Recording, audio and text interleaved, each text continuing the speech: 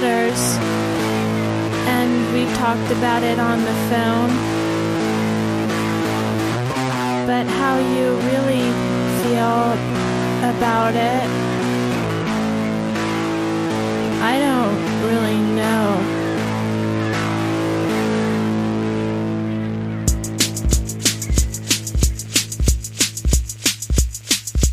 What's your take on Cassidy's? What's your take on Cassidy's? What's your take on Cassidy's? What's your take on Cassidy's? Misogynist.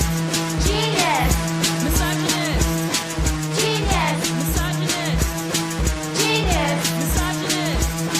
Genius. What's your take on Cassidy's? What's your take on Cassidy's? What's your take on Cassidy's? Welcome to There's Sometimes a Buggy, irresponsible opinions about classic film, the Love Edition. I am Dave, I am Cupid. Master of Ceremonies this week. You are the one who made this your special selection for Valentine's Day. We're going to be talking about Valley Girl, 1983, and Moment by Moment, 1978. So tell us about these films, Elise. Well, they've been chosen because they're romance films. A time-honored Valentine's Day tradition. By coincidence, or maybe I was thinking about this when I chose them, they were both directed by women who did not go on to become well-known as directors. Director of Moment by Moment, Jane Wagner, Lily Tomlin's creative and romantic partner throughout her career, never directed another film because that film was such a gigantic stinker bomb that it managed to ruin John Travolta's career, or is credited with that, at its height. Everyone's always looking for that movie that destroyed John Travolta's career. John Travolta. This might be the earliest one, though. What is the sequel to Saturday Night? Staying Alive. I actually read the novelization of that when I was a kid. I was briefly obsessed with John Travolta because of Grease. Like every girl goes through that, basically, since Grease was made. That's later. That's around 83. Yeah, look, John Travolta's career, I'm no expert. Saturday Night Fever is 1978, isn't it? Or is it 77? Urban Cowboy is 1980. That was a big hit, so his career didn't go down until after Urban Cowboy. It's usually Two of a Kind that's cited as the big disaster. Yeah, we did an episode. That is our least downloaded episode, isn't it, Dave? We always come across that number when we're looking at our numbers. I think it's one of the lowest anyway. It's right down there at the bottom of the list. We actually quite liked Two of a Kind. It really wasn't that bad. I liked it when I was a child, and I like it again. We'll see how we felt about Moment by Moment, but Valley Girl, we first saw at the Royal. I think it screened as part of Neon Dreams. Series that's been going for 4 or 5 years now, I think. It's run by Brendan Ross, and it definitely started out as purely 1980s neo-noir films, but he has varied it up a little in recent years, where he has sometimes gone to get an 80s film that isn't a noir, and sometimes he'll do some noirs that aren't 80s films. In any case, I think this was Neon Dreams. I don't know who else would have been screening it, but it has been screened again since then. We didn't go and see it the second time. It's very popular on the retro circuit. So Martha Coolidge, this was her first hit. It was intended to be a teensploitation film. From the golden age of teensploitation. Now you've got the really debased examples like Porky's. Yeah. That's the one that always springs to mind. But you also have things like Fast Times at Ridgemont High, which I think is a more suitable precursor or companion to this film. So she intentionally crafted this with her screenwriters, who were both male, into a good film. Yeah. And it did score a hit. But she says she was then offered more teensploitation films, and they mostly didn't interest her, so she turned down a lot of scripts. And she also had a contract with Paramount, so she couldn't take any better scripts that were coming in from elsewhere. Another movie she made in that vein that has a good reputation, although I haven't seen it, is Real Genius with Val Kilmer. I don't think I ever saw it either. I saw the box, every day of my life. Probably as a child going to the video store, but I never quite picked it up.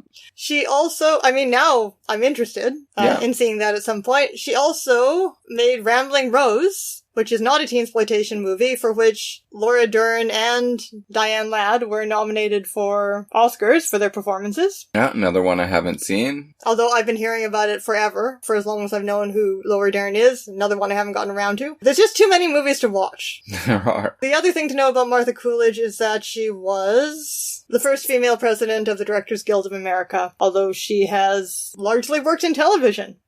So that tells you something about the state of American female directors.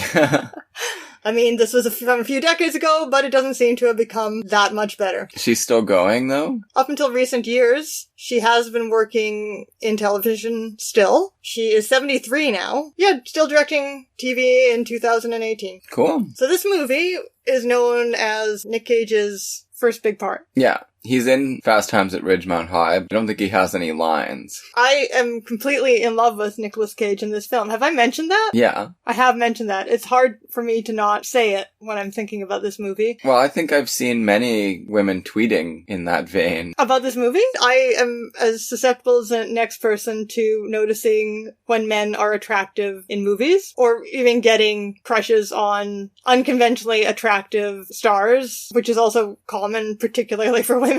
In this movie, and it's a little creepy because I'm old now and Nicolas Cage is 18 in this movie, but he is the boy that I wanted to date in high school. And I kind of actually did and was completely non-appreciative. But in my mind, this was just, when I was a high school student, the platonic ideal of what I abstractly wanted in a boyfriend. I certainly feel like Martha Coolidge agrees with you. Oh yeah, for sure. Martha Coolidge does. The movie agrees with you. Deborah Foreman... She's more conflicted. Well, no, but Deborah Foreman, the actress, dated Nick Cage in this movie, and I heard or read an interview with her where she was saying that this young actor was making her feel things that she had never felt emotionally in her life before. He was so intense, so emotionally intense. Her soul was just being taken apart and rearranged. And you can actually, this is the amazing thing about this movie, is you can actually see that in some of their scenes together, and it works perfectly for the characters. Yeah. This is not a movie that gets anywhere on its script, although I'm sure its minimalism is intentional. The characters' inarticulateness about anything. It's all filtered through the Valley Girl patois. Right. That they all speak, which worked well at the time, I'm sure, as a satire of current trends, and now it works as a quaint callback to times when we used to satirize people who spoke that way.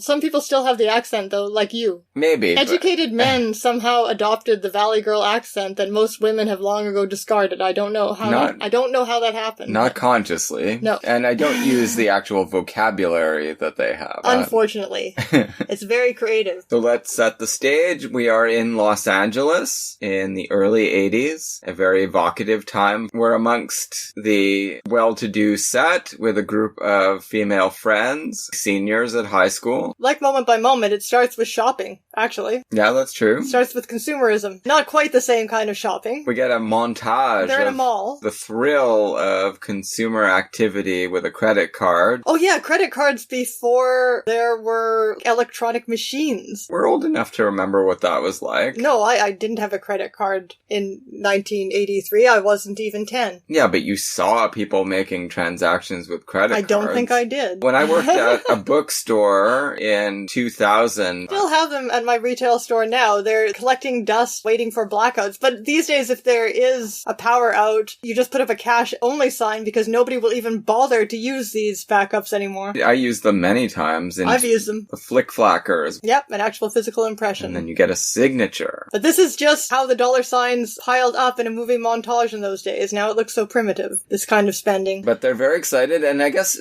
the montage ends with a nice flourish because they're going down an escalator and going up the opposite way. They see buff football captain kind of looking guy. Well, Julie's already been talking about how she has lost interest in this guy. Yeah, she's been ogling some other people. That's right. They were sitting in the mall, eating junk food and looking at a guy who does not look hot to me in any way. She's really ready for a change. That's what we get from that. Yeah, I think so. Anything would be better than this guy. All of these douches from her school have popped collars. I only learned about the popped collar recently when I was getting my MA, and a much younger, like a millennial, because I was finishing my MA rather late. A millennial was hanging out with me in a bar, and she was pointing out what she called popped collar douchebags. Don't really know this term. If you pop your collar, that makes you a douchebag. And these guys are, in fact, douchebags. I think aggressive, misogynist, preppy boys, basically, who are going to become masters of the universe when they go to college on their parents' money or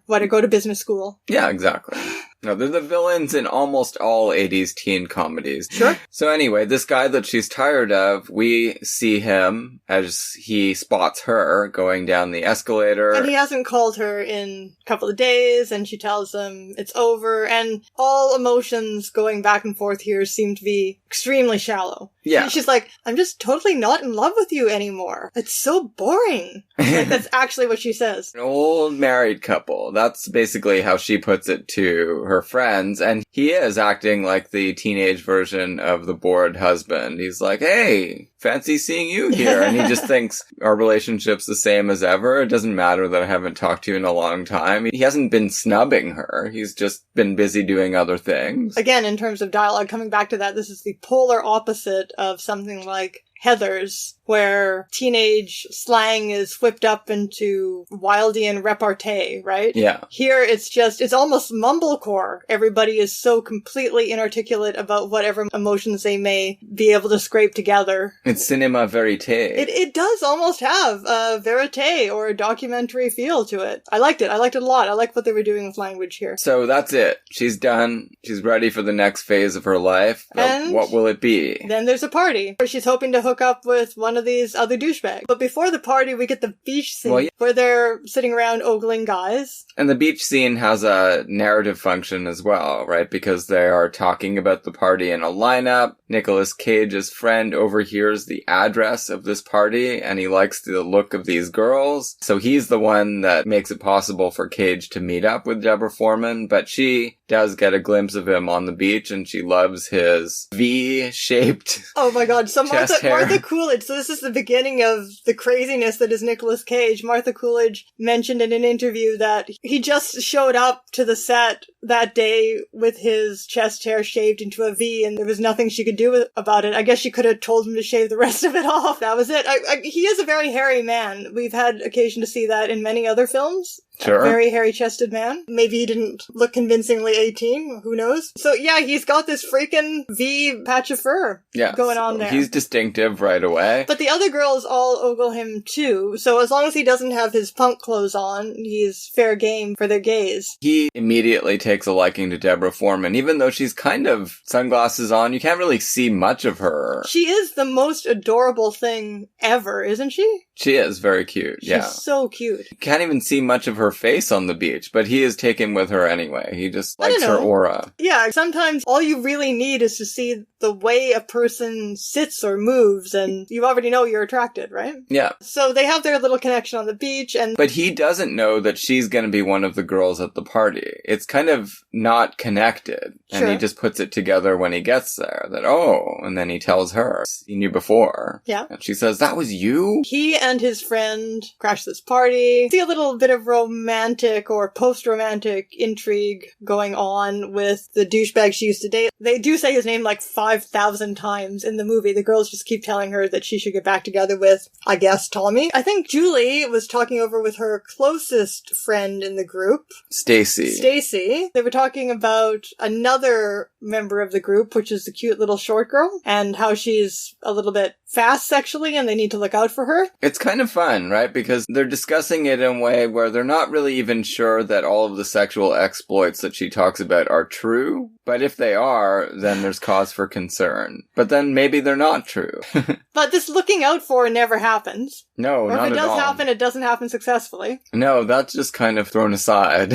Well, I guess it's just a caring way to introduce that this girl is maybe promiscuous. I guess Who knows? A caring way for the movie to introduce it. And we see that she does indeed have an encounter with Tommy. Yeah, so... the chagrined Tommy. Tommy, he doesn't want anyone to know about this, so no. He's not even getting revenge. He just wants a quick fuck. Yeah, at this I party. Guess. Sure. He's even flirting openly with another girl, but with this girl, he just approaches her and gets pretty aggressive. There's no suggestion that she's being coerced exactly. No, she seems to be into it, but then she does want it to be meaningful, and it's not. He is overcoming her reluctance, though. Yeah. So it depends how you feel about the spectrum of coercion. Well, she keeps saying, what about Julie? What about Julie? He gives her a line about, I'm the one with the broken heart, she dumped me. Well, that part is true, really. He's not cheating on her, He that's obviously for sure. doesn't have a broken heart. No.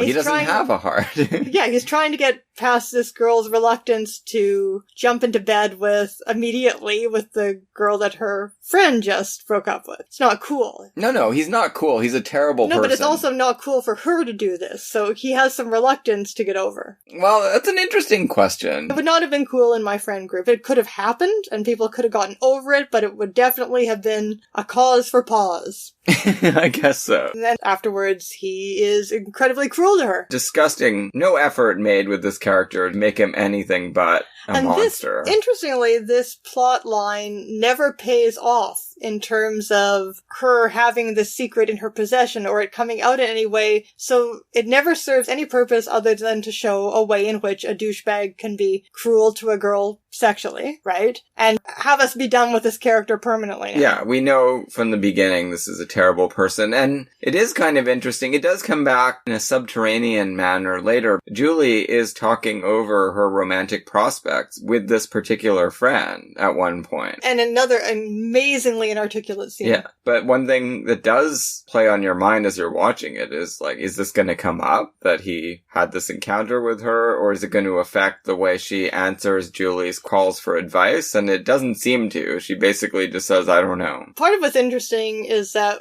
about this movie is that by the end of it, we are shown, again, not in some over-the-top Heathers way, and I don't not like Heathers. Heathers was a very important movie to me when I was a teenager, but in a not over-the-top Heathers way, we are shown that these girls are not great friends to each other. No, they're not. There are ones who have better intentions than others, but nobody really gives that much of a shit about each other. Well, look, they're trying to figure out who they're going to be as people and as a unit, because they do think of themselves as a unit, and they have preconceived notions about what that will entail in terms of having romantic partners as well. It's all going to conform to the idea that they have, or else it's going to screw everything up. This little group has more of a social pressure, all that heaven allows kind of feeling about it than Moment by Moment ever achieves or even goes for. Moment by Moment doesn't really have that sense of a large friend group pressing in on you. It's gestured towards, and there is one friend. All that heaven allows, the one friend manages to represent all of society, but that never quite happens in Moment by Moment. No. In this movie, though, this is part of the text. It's in the dialogue. It does wind up becoming a choice between Nicolas Cage and her friends. Yes, not between the boys. No.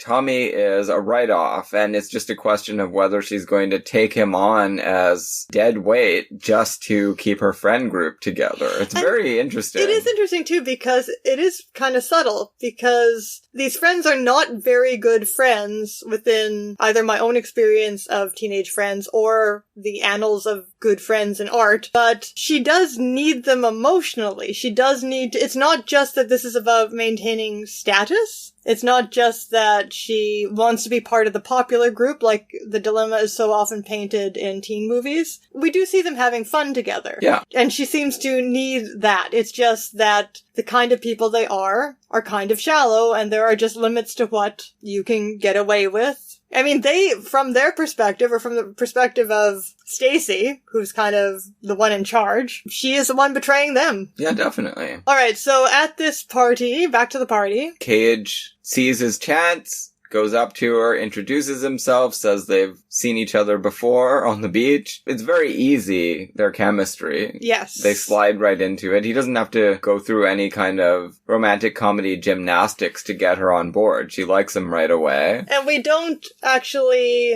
hear much of their dialogue together. The story goes off elsewhere and takes in other things that are going on, including the reaction to them getting together in this way. And they are left there talking. And that's what the remarkable thing is, assumedly, Nicolas Cage just talking to the actress in this scene. There was no dialogue. But that's what's so different than anything else going on at this party. No one else is standing there talking to each other. No, Did you notice that? Yeah. Yeah. There's another plot line brewing with another member of the friend group, Susie. She's got a really big crush on this other guy. I forget what his name is. Oh my god, yeah, this is her house that they're having the party at. So she has... I forgot about that whole plot line. That's a good one. She lives with her stepmother. Who seems to be only about 10 years older, or 10 or 15. Maybe she looks like she's 30 or early 30s. So the backstory here, which we do get, her father has died, and so she is now the ward of her stepmother. Who has a boyfriend who's up... He's her date for the night, right? Because she's going on dates, we hear. Yeah. So he's not a new boyfriend or anything. He's her escort that night. But she actually does seem to take a liking to this guy, too. So both the stepmother and the daughter like this guy. He's like a likable dork. Yeah, he's a muscly dork. He's a very awkward guy, but seems nice. Tommy is your basic blonde movie jock, and Nicolas Cage is sex on a stick. And no one else that they're interested in can I find remotely attractive. I don't understand at all. And none of them look the right age. Maybe they are, but they don't look like it. They all look like they're 30. Do they, you think? Well, this guy did. I'm not sure. Is that what an 18-year-old looks like? Nicolas Cage actually looks like a little baby. That's true. He really looks like a little baby in this movie. His face is very dorky and adorable. And his little grin with his crooked little teeth and all this little baby fat. Oh my god, I sound like such a pervert. Yeah, you do. I sound like a real pervert. I'm going to take you away. Especially since you don't know this movie from your childhood or teen years. You first encountered it as an old lady. I'm not sure that this is nostalgia for some idea of how I felt about the world and romance and people and boys when I was a teenager, because I'm not sure that I would have been taken by this movie when I was a teenager. Right. I don't know, because I didn't encounter it. How could I have? There are a bunch of different narratives going on, but everything sort of comes to a halt when Tommy realizes that Julie's being taken from him for good, possibly. Yeah, she's going to move on with someone who's not even part of their social set. Yeah, one of these punk nerds. So it's the punks versus the preps, basically. Yeah, and he actually says to his friends, what, she's tired of me? Who else is there? I'm number one, obviously. And I guess maybe he's right. There is no one else in their friend group that can challenge him. When she goes outside of the friend group, there he is concerned. He now feels very insecure that he's not going to get her back. So Fred literally hides behind Stacy, who he's trying to pick up, very unsuccessfully, while Nicolas Cage gets his ass handed to him by Tommy and Tommy's friends. Yeah. And then he's also thrown out afterwards. Party crashers. I'd like to go back and look. What was the stepmother doing during this assault? Flirting with the teenage boys? The house isn't that huge. Surely she must have known that there were people getting punched in the living room. What's she gonna do about it? I don't know. I would probably send everyone home if teenagers started attacking each other in my house. She doesn't seem that responsible. Maybe she's out taking a skinny dip in the pool. Who knows? So off they go in Fred's mom's car,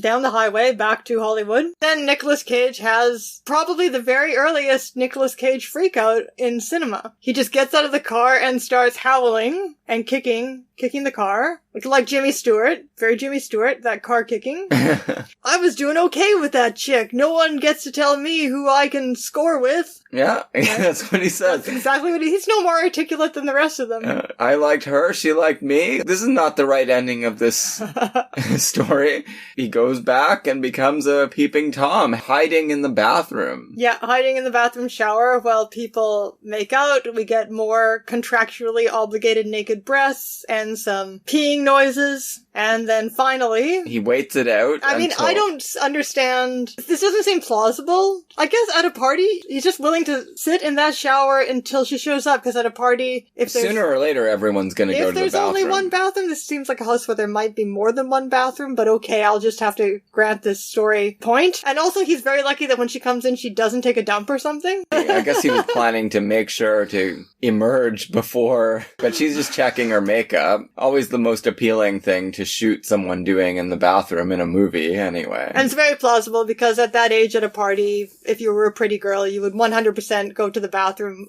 every hour on the hour to make sure your lip gloss was on straight. Then he walks up behind her, but luckily she's not even startled very much. What are you doing here? And he makes a little speech saying he wants to leave with her and he doesn't care where they go. And she says, yeah, let's do it. Well, I find that plausible. You're at a party, you meet a guy, you've got a connection. He says, I don't care where we go, we're going off somewhere. And it's like, sounds good. It's happened to me, yeah. She's up for it. It's never happened to me. They just have a great time. No, but did they run out the front door?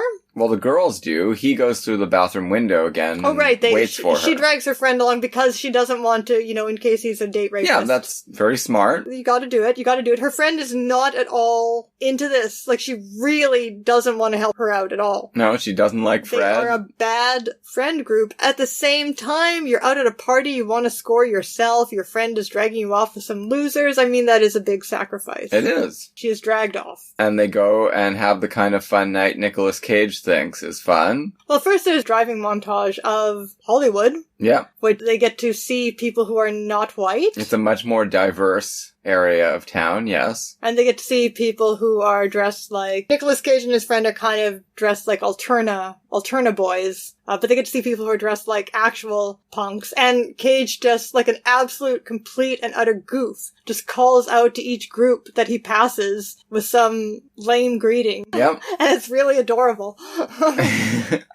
These are the people in your neighborhood. He just shouts out encouraging things to them. And then they end up at some bar. Oh yeah, the soundtrack. So the soundtrack was originally all scored with really cool music. There is cool music in this movie. Yeah, there is. And Sparks is great. Would Valley people be listening to Sparks in 1983? Well, who knows? That does not make any sense to me. Angst in your pants. Josie Cotton is amazing, but that obviously had to be in the movie because she's on stage singing. Here it says on Wikipedia, the end credits show songs by The Clash, Culture Club, Bananarama, and The Jam. Well, some of those are cool. Yeah, only... But these songs are not heard in the film. I'm pretty sure that... Because of rights. Pretty sure that when Nicolas Cage is blaring music in his car... It's not the song that we hear. Probably The Clash. Yeah, I hope so. And, and then Stacey is like, oh, I hate this music, turn it off, and like covering her ears. But, so the effect is a little bit ruined, but you have to use your imagination. Their big couple theme is, in the movie we see, it's the Paolas. Eyes of a Stranger, which is not bad. I melt with you. Eyes of a Stranger is the one that's playing when they first connect. True, but I Melt With You comes on the soundtrack several times. Yeah, both of those come back, because he actually plays that somehow for her when they're apart as well, so he seems to think, but again, I don't know if that's the song that was really playing in their intention. You like that one? No, not really.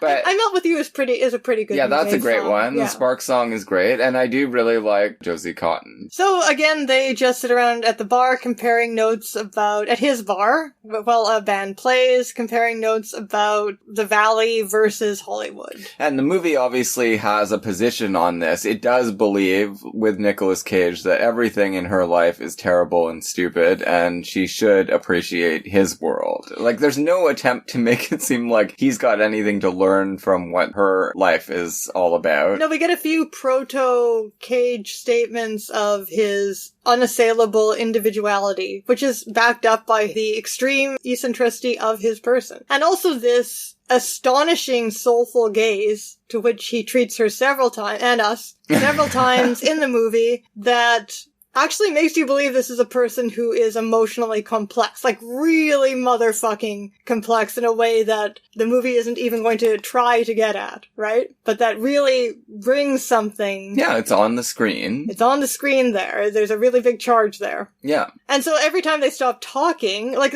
they just, at a certain point, stop having this argument and start staring at each other, and she talks about how she feels connected to him in a way she can't explain, and you actually believe it. See, this is why this movie is very magical, because you can't make that sort of thing happen. You just have got to have the chemistry. It couldn't work as a fiction piece. Right.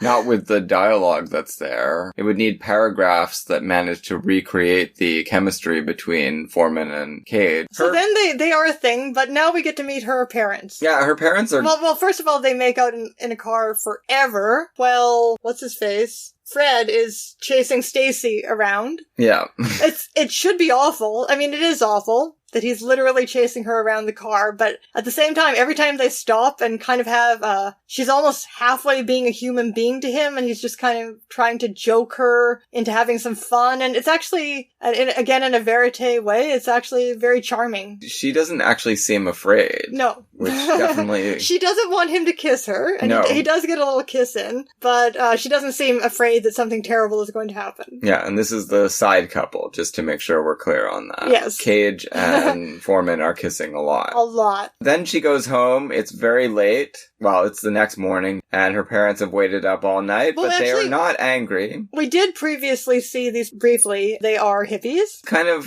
family ties territory here. The parents are more liberal than the kids. Although they haven't become yuppies. They are small business owners, so they're doing fine, but they have not actually become yuppies in personal style. No, but family ties is like that too. The parents are still left-wingers. But they're like lawyers or something. No, the mother's an architect and the dad is a programmer at PBS. He is still a left-winger. Media journalist high-ups.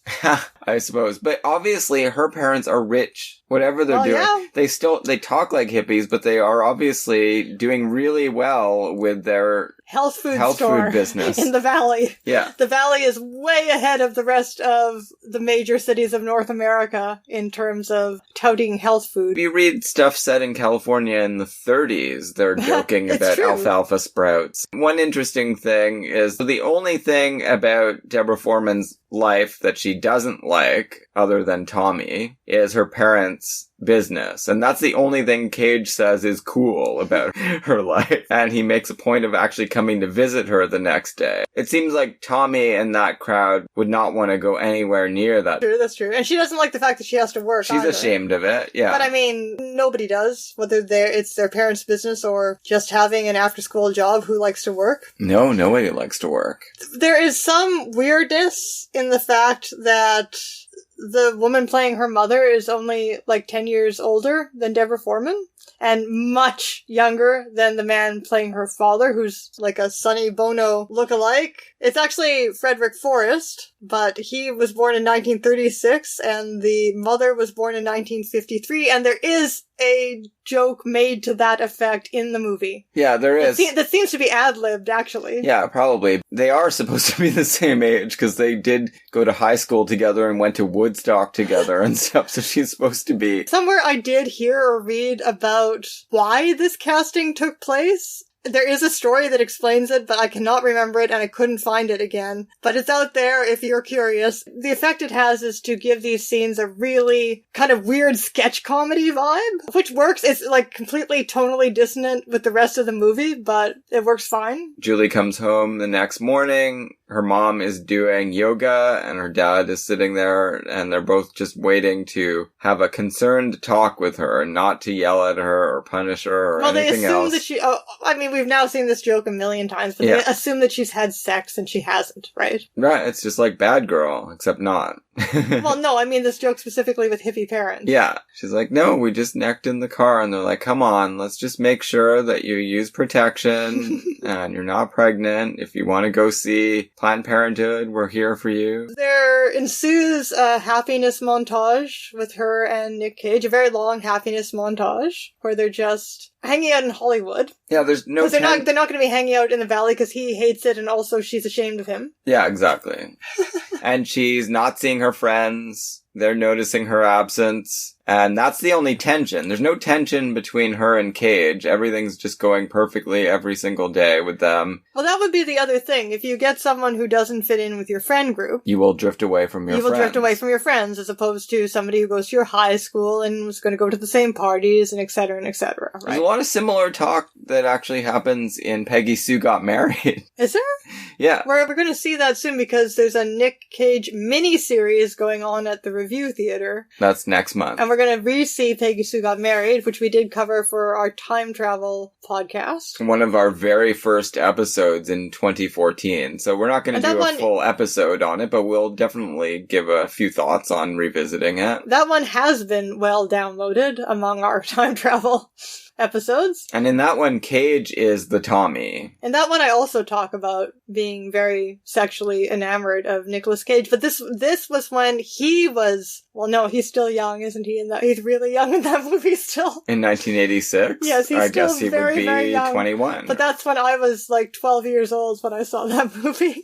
Playing somebody who's supposed to be 40 at certain points in the movie. He runs the gamut, age-wise, there. And he really can look any age. Yeah, he looks very convincingly decrepit in the 1985 scenes in that movie. He's a good actor. So yeah, we get this delightful montage of lack of tension, but then we find out that, and again, okay, so this is interesting too. How deep do her feelings run? Like, should we consider this to be a teen romance that really isn't that significant? Could she have been, if he'd allowed her to be, could she just have been happy in her choice? She certainly seems like it. She's very unhappy in the process of giving him up. See, the movie it doesn't really play fair with that concept because the final scene shows her being really disgusted with Tommy and not at all into his plan to go to the hotel, groping her, and Cage is not there at all there. So it's not about Cage at that point. It's like she doesn't like being with him. It's like a dynastic marriage or something, right? Like she's putting up with this consort because he needs to be there in order, well, for them to be king and queen of the class and for her friends to be happy about it. Going really terribly that night at the prom with him before Cage shows up. It's true. That's not exactly what I was saying. She's not going to be happy being with Tommy, but could she have been happy giving up this relationship with Randy? Oh, maybe. We never really see it come to a head until the prom, and she's obviously not going to be able to go through with dating him, and her friends are going to be pissed off at her again. We see in the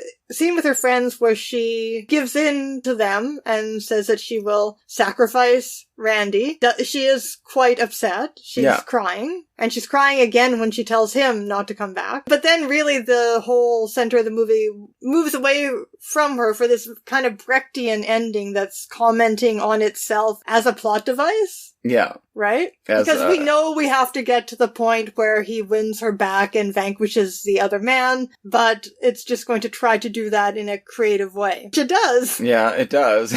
As in a lot of romantic comedies, we are shown a lot of stalking. So Fred, well, okay, we go through this whole thing where she tells him to go away and he curses at her a lot. Because this is one of the things that his language involves a lot more curse words than hers does. Mostly fuck. So he tells her to fuck herself a few times. Like, he actually does say that. Mm-hmm. And then goes off, gets pissed. Tries to start a fight that's going to get him killed. He's acting he's doing some more cagey scenes here, although not going the full range that we later see him capable of. We get a very tender scene where Fred shows himself to be actually a good friend. This is our best example of friendship in the movie. Well, Cage, he is a capital R romantic soul in this movie. Right up to the point where if his girl dumps him, it might be time to go Hamlet.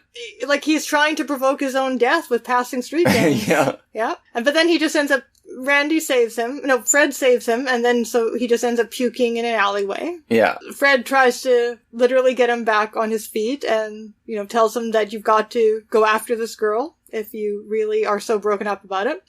He tries and fails many, many times. Yeah, and we get to the point where it's basically a Tashlin movie with Jerry Lewis, where he's just showing up in various different jobs in different wacky disguises, just so he can wink at Julie. Yeah. Past her group of friends, right? Yeah, but none of it's working. She's sticking to her plan. And also, she just obviously doesn't want to be stalked. No, it's not cool. she is charmed every time she sees him because she actually likes him, but this is not the right approach that Fred has suggested. No, well, and then Fred actually says it's not working. So, yeah, it's really commenting on itself as a romantic comedy trope. What you're doing is not working.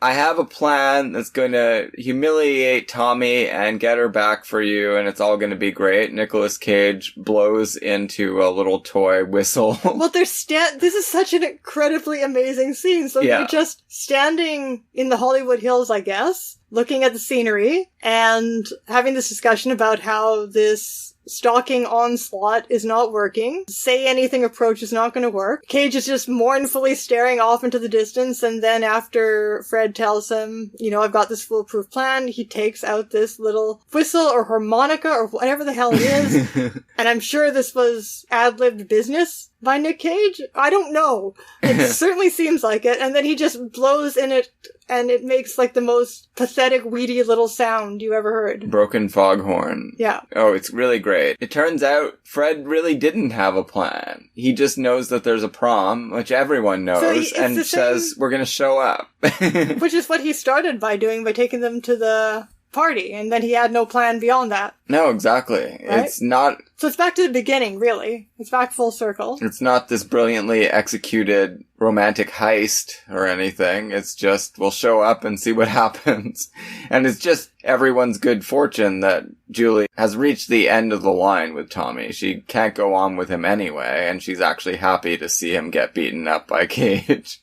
Yeah, and so Cage is not any kind of a jock. Oh no, this is amazing too, all of this stuff, where backstage as they're about to go on and be crowned king and queen of the prom, there's the teacher who is announcing this. She gets a little bit too self-reflective on stage there, talking about what it is to be a king and queen, and she was never one. Meanwhile, Cage is trying to get back at Tommy. He manages to get one punch in, but then Tommy is, of course, a better fighter. Well, he gives a whole karate champ exhibit. Well, that's actually his downfall, because he gives this ridiculous karate champ display, and Cage is like, what is that? And then kicks him in the balls. Yeah, he's all flash, no substance. He wouldn't make it in the real world. And once he's got him in the balls, then he can, get him down and get him out. It's hard to continue after that happens. Long enough to walk on stage with Julie, and we lost that whole plot. We lost that whole other subplot. Well, we'll get back to it. Well, I was going to say, because this whole ending is a Graduate reference, and we get a further Graduate reference with them in the limo that Tommy had hired afterwards, right? Yep. So the movie has two Graduate references, except in this Graduate reference, they're not actually awkward. They're just giggling to themselves about how happy they are that things have turned out this way. They're going to the hotel room rented by Tommy to have their first romantic sex, and her parents will be fine with it. And Cage's parents, well, who knows? Obviously, they don't care. Apparently, to get into the spirit of the movie, he slept in his car, Nicolas Cage did in Hollywood. So I guess that was his own backstory for this character.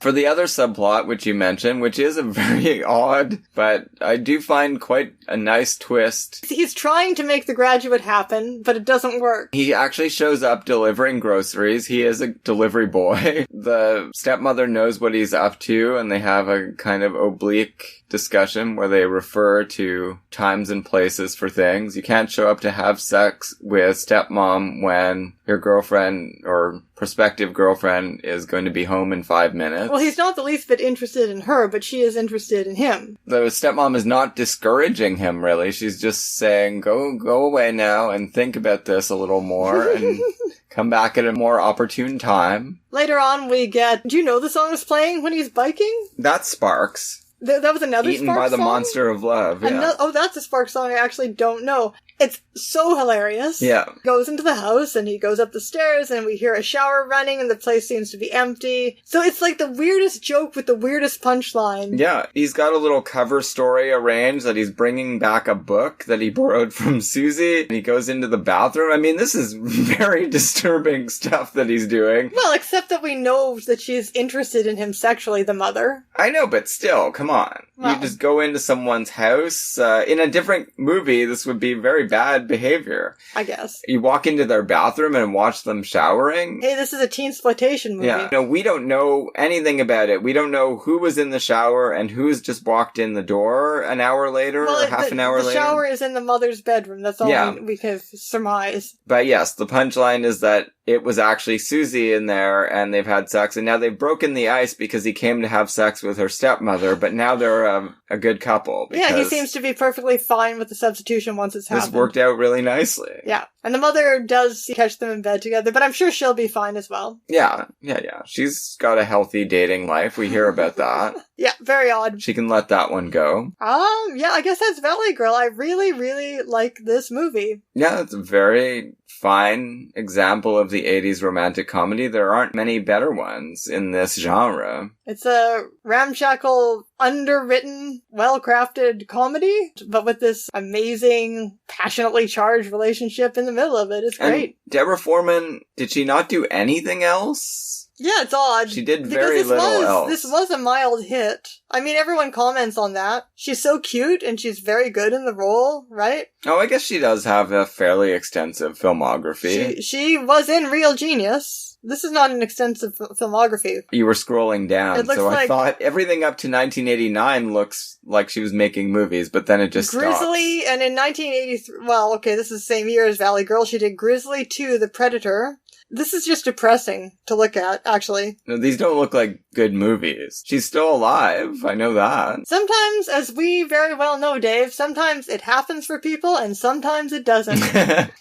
It doesn't really have much to do with talent or opportunity, even, a lot of the time. It just happens or it doesn't. So that is Valley Girl. It's great. If you can see it, the Rep House is showing it, even better. Moment by moment. So the producer of this film was Robert Stigwood, the VG's manager. Oh, really? Yeah, he made a 3-picture contract with Travolta, and the first 2 pictures were Saturday Night Fever and Grease, and the last picture was this. I like it the best out of those 3. So I didn't have a lot of time to research moment by moment, and in my very brief moment of research, I wasn't able to find out why on earth Robert Stigwood wanted Lily Tomlin in a romantic dramatic role to be written and directed by her partner Jane Wagner, because usually they collaborate on comedy. Lily Tomlin was having a moment in the mid to late 70s. Sure, as a dramatic actress, she's in Nashville. The year before this, she had been in The Late Show, which is a great movie, actually. It's not a comedy. So maybe they wanted Tomlin, and then Tomlin said Jane has to write and direct it. Yeah. Because they were full collaborators by this point. This movie was a disaster at the time, a critical and commercial disaster, and it is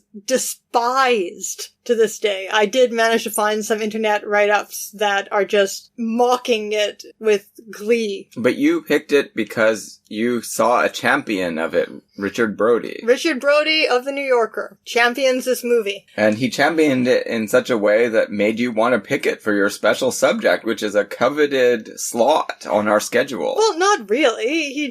I had just never heard of it. And the idea of there being a romantic drama starring John Travolta and Lily Tomlin that I'd never heard of that was being championed by Richard Brody, that's what interested me. I was hoping for a undiscovered gem, right? I don't know why the movie is hated to this degree. I have no idea. I also don't understand what is the point of writing articles on a well-known movie disaster that's just repeating the story of it being a disaster. It's something that people really like to do about John Travolta movies. I think there are a lot of examinations of Perfect as well. Probably not so much on Two of a Kind.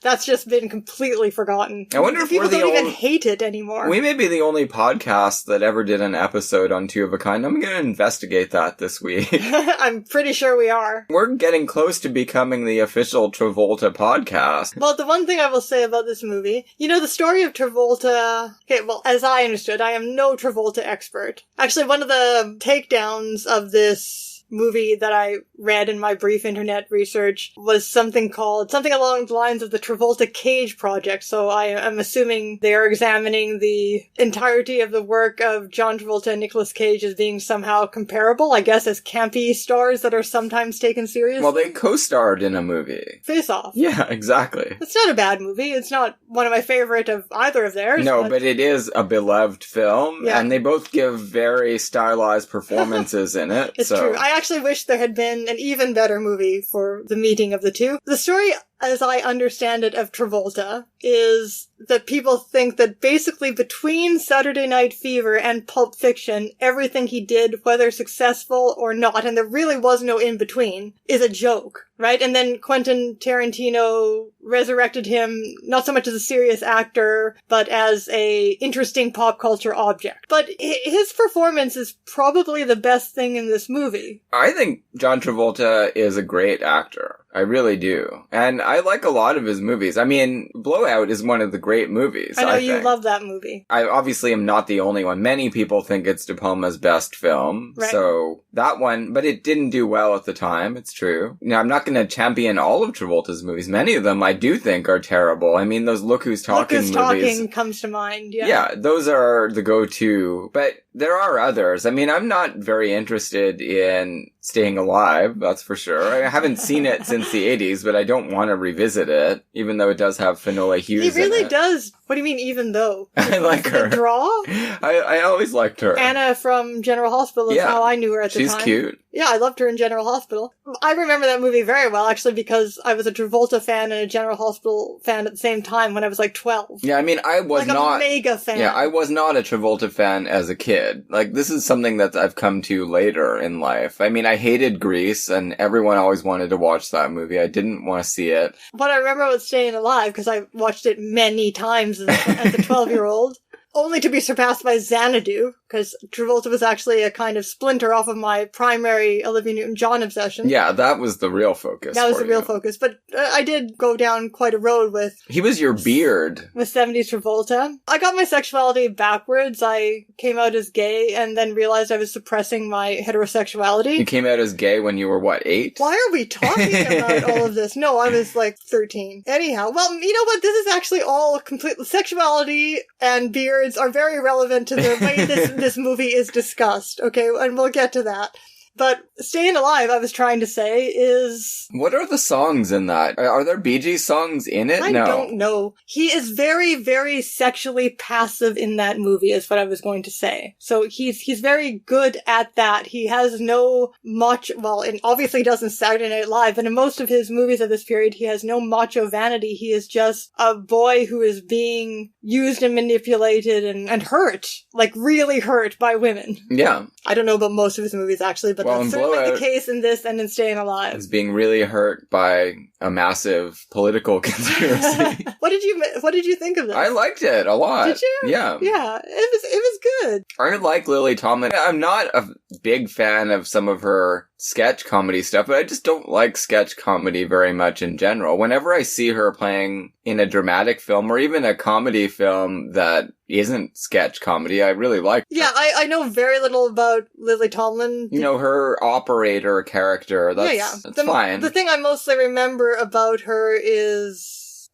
like 9 to 5, that's a good movie. No, the one that I watched over and over as a child in the 80s with my family, you'll never guess, with Steve Martin. All of Me? All of Me. Yeah, I remember that. And I remember the critical discussion of it as being a melding of the vocal comedy genius of Lily Tomlin with the physical comedy genius of Steve Martin. And now I mostly remember it for some really bad racial comedy. But... No, I'm sure there's... Yeah, I don't know. I haven't seen it since then. But I mean, we're going to have to start forgiving 80s. If we're going to forgive 30s and 40s comedies for that, we're going to have to start forgiving 80s comedies at some point. They don't need our forgiveness. We can condemn them for that and still talk about them as movies. It's true. So I was wondering about this, the May, December, or really more like May, she's May like September. 40. Like a May, September romance. I guess she's supposed to be playing someone a little older than she is. Because she has a college-age son, she's like. She's born in 1939. Yeah, so she's 39 when she made this movie. Yeah, and Travolta is born in 1954. Yeah, so he is 15 years younger than her. Yeah, so 39, she could have a college-age son. Sure, she just got married young. Very young. Which kind of almost seems to be the case. Yeah, I guess so. Maybe she's really only supposed to be 39, who knows? As with All That Heaven Allows, it's both a May-September romance, with the younger man, and also a cross-class romance with the man from the lower class. And I'm sure they were thinking of that movie, making this one. Yeah, quite possibly. We Very famous. we know that the movie has a sense of its embeddedness in classic film history because we see scenes from My Man Godfrey and also from a Lad Lake movie, probably The Blue Dahlia. It probably would have been a bit on the nose for her to be watching All That Heaven Allows, especially since there's a TV that plays an important role in that movie. Yes. So in this case, though Lily Tomlin appears to be possibly even more wealthy than Jane Wyman in that movie. Oh yeah, Jane Wyman's just... She's married to a doctor. It's suburbia, too. Wait, is he a doctor? No, that's Magnificent Obsession. I can't remember what he was. He's some kind of businessman or something. Yeah, I don't know. Yeah, I don't think he's a professional man. I think he's just a crass businessman who drops dead.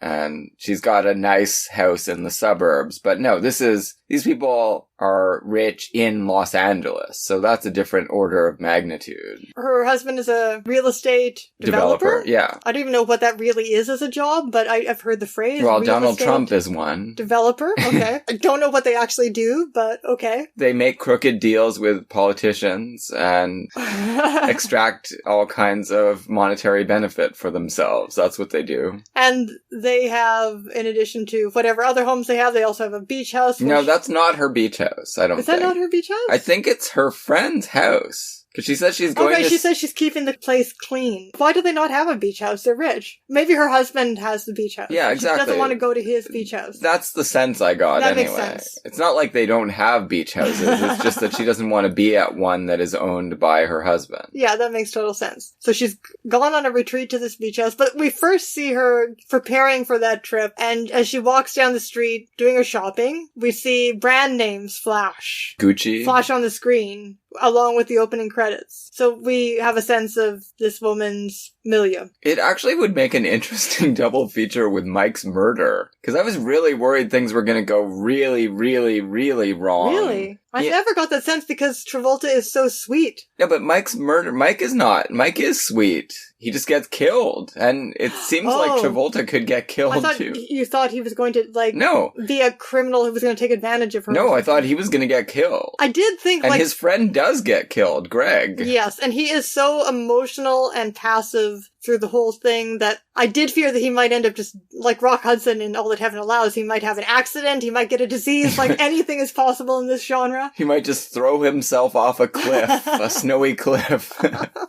Out of love for Lily Tomlin. Well, this is something interesting I was thinking while reading the vicious takedowns of this movie on the internet. Yeah, I'd like to hear what the complaints are, because I don't think I'm going to agree with any of them. Well, one of them is just that if you take any melodrama, particularly one that has the culturally awkward subject matter of an older woman and a younger man, in a romantic drama that is very much female gaze, very female point of view, even when a man is directing it, but this is a very female gazy movie, very deliberately so, and you just write about it in a mocking way, of course it sounds ridiculous. Of course you can make it sound ridiculous. That's not hard to do. You want to take a Shakespeare play and write about it in a mocking, not that I'm saying this is Shakespeare, but you want to take a Shakespeare play, write about it in a mocking way, you can make it sound ridiculous. Yeah, she kills herself because she doesn't realize he's not dead. Stupid. Yeah, it's not hard to make any kind of non-realistic drama sound ridiculous. Yeah. So you're not scoring any points that way. One thing that I kind of agreed with about it is that there was maybe a bit of a but although you could say this about the Cirque movies too, a bit of a mismatch between the art movie type subject matter of this intimate cross-class relationship and even the weirdness, because it does get pretty weird, of the characters' mutual psychology. And then the lush romantic drama sheen of the Robert Stigwood production. And I did feel like with the subject matter, this is terrible, the kinds of things that take you out of Hollywood productions, no matter when they're made, but it did kind of bother me that Travolta never had a 5 o'clock shadow in the entire movie. Even though he's supposed to be homeless, basically. It's true. They're in bed together for entire days on end. You know, why is he always so pink and shiny and buff? Further along those lines, that and it was also making me think that I almost wish that he, as this street kid, had more of an element of potential danger to him. Maybe I'm just completely wrong-headed about that. I think that the movie is playing with your expectations that that's going to be an element, and it never surfaces, and that's really interesting. Yeah, he just is really the sweetest thing in the entire world. It puts you in the position that she is in as an overly suspicious person, as he accuses her of being. I also thought, okay, this can't be that simple. It can't really be that nice. And who but John Travolta could play a character this nice and really make you believe it every moment? Yeah, he really does a tremendous job in this film, because he is stalking her, and it should be scary, but somehow it isn't. Well, on the contrary, she's scary. Yeah, well, she's one of my favorite types of characters, the shut down, uncommunicative woman. I mean, there's a reason for it. She's going through a divorce and just doesn't want to talk to anyone. Yeah, so initially we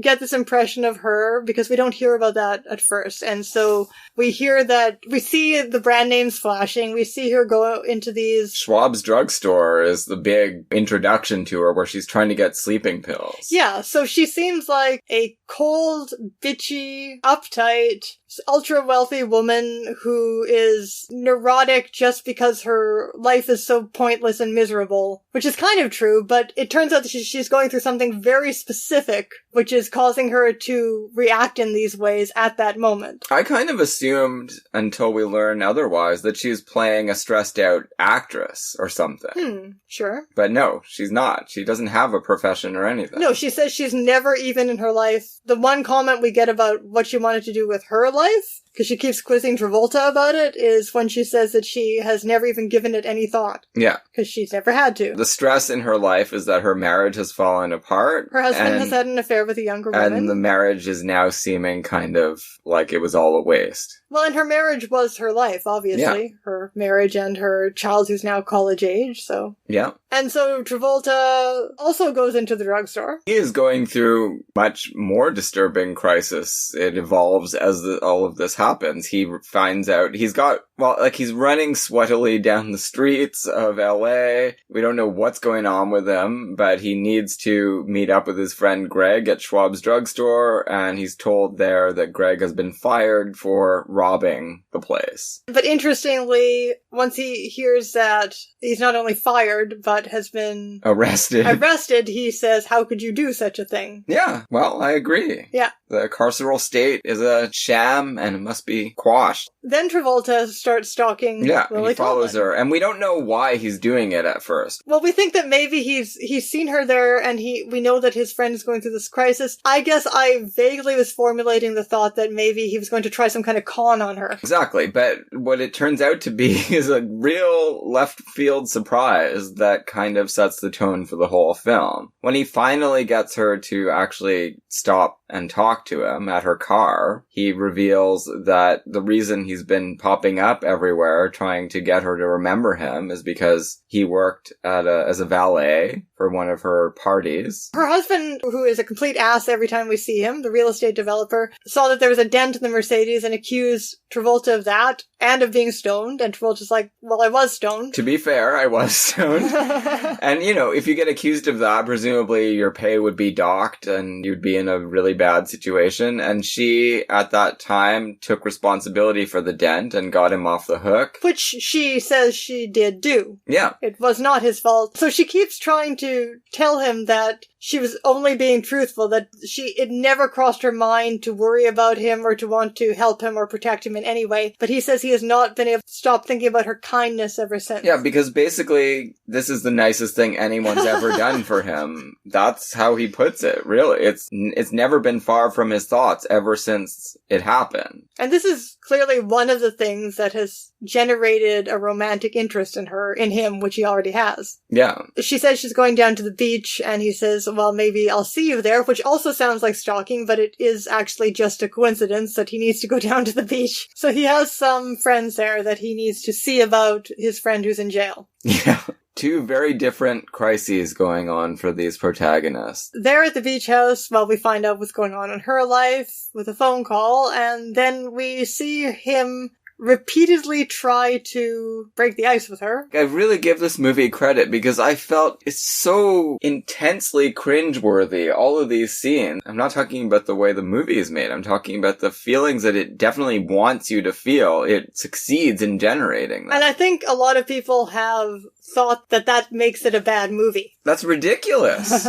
That's an incredible achievement if you can make people feel uncomfortable for like 25 minutes of short scenes of failed efforts to communicate. It's incredible. I guess you could see why, given the kind of movies that Travolta had made just prior to this, why maybe that was not a success with audiences. Because you've got to ask yourself, why was this such a disaster? I guess so, but even Saturday Night Fever, I do want to watch it again one day. It's not really the movie that pop culture remembers it as apparently being. There are it's a very there's at least disturbing film. Yeah, there's at least one rape that a bunch of his friends commit in it. Very rough, disturbing film. It's not a crowd pleaser in any way. Maybe the soundtrack is, but the rest of it is not. And this movie is the different kind of difficult experience. A very different kind. Grease, sure. Grease is just pap. I'm not a fan. I don't think a fan would argue with that description anyhow. I understand why people love it, but it's not one that I've ever appreciated very much. It's a bad movie. It has a very good soundtrack though.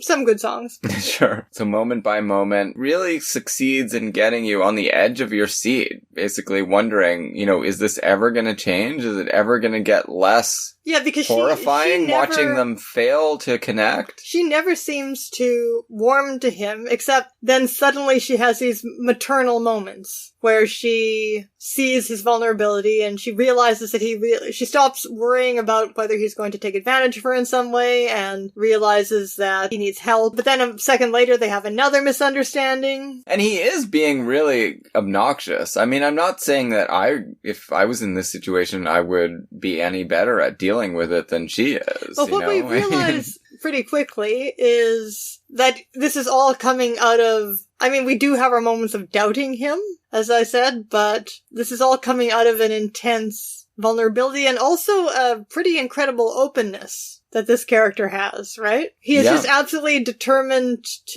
he feels a connection with this woman, not necessarily sexual. It's not primarily what he's after. He feels a connection with her and he just wants to make this connection with her and he just wants to make it happen. But ultimately, what brings them together is when he finds out, he tells this whole story about what's going on with his friend who's in jail. He's been bailed out, but that makes Travolta worried because the people who bailed him out are mobsters, dangerous mobsters, and he thinks they might have an ulterior motive because the friend knows something about their organization. And it turns out to be true because they kill him. Yeah. The robbery appears to have been kind of a big deal, and Greg was involved in it and might have turned in some important people in the gang. Right. So they frame it as an OD and he dies, and presumably the police won't even investigate it, and that's the end of that. And so that's how you get rid of any troublesome street-level hustlers. And then he starts drinking, and we know all about this from his end, so we can see this whole setup where he comes to her house and he's drunk, and she takes great offense at this, as you would if you hadn't seen what we've just seen, and it's all very painful and awkward. But then he comes back later, because there's this point of contention of this address book that he keeps leaving at her place. Yes.